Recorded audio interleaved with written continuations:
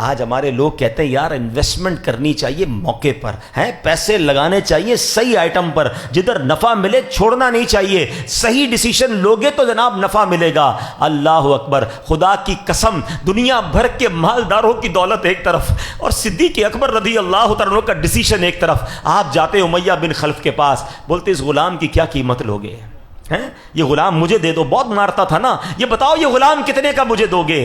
وہ امیہ کہتا ہے میں مثال دے رہا ہوں آج کے دور کے حساب سے 10,000 روپوں کا دوں گا۔ کہا ٹھیک ہے 10,000 میں ڈن ہوا؟ کہتا نہیں 20,000 میں دوں گا۔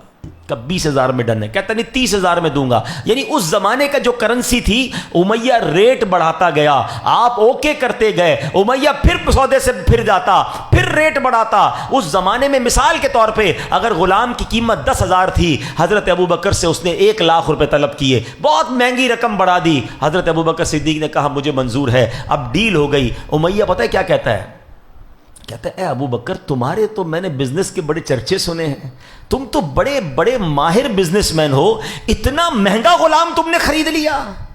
آئے ہائے، سنو حضرت ابو بکر کا جملہ، کہتے تم اس کی قیمت کیا جانو امیہ، تم اس سے زیادہ مانگتے، میں اس سے زیادہ تمہیں رقم دیتا۔ اے میرے پیارے اسلامی بھائیوں، وہ ہستی جو تپتی ریت پر بھی احد کے نام نعرے بلند کرتی رہی، وہ ہستی جس کو کافر مارتے تھے کہ اللہ کے نبی کا انکار کرو، وہ غلام ہونے کے باوجود اللہ احد ربی اللہ کے نعرے بلند کرتا تھا، جس کو حضرت ابوبکر صدیق نے خرید کر اب امیہ بن خلف سے آزاد کیا۔ یہ کوئی اور نہیں ہے، یہ بھی کسی اور کی بات نہیں کر رہا، ہم سب کے امام، عاشق کے امام، مؤذن رسول حضرت بلال حبشی رضی اللہ تعالیٰ عنہ کی داستان ہے۔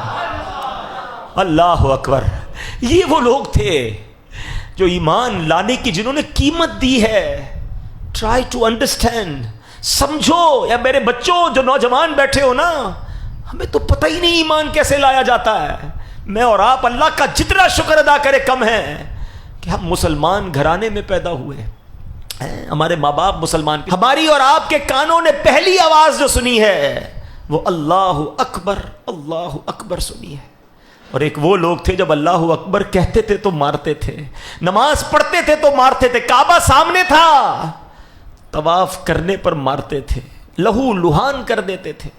صحابہ کرام کو بڑا ستایا گیا پیارے اسلامی بھائیوں، چٹائیوں میں باندھ کر دھونی دی گئی ہے، دھوئیں میں دم گھٹایا گیا، ڈبکیاں دیتے تھے، مگر ایسا لگتا تھا کہ جان چلی گئی پھر چھوڑتے تھے۔ ذرا سوچئے میرے پیارے اسلامی بھائیوں، یہ کیسی داستان ہے۔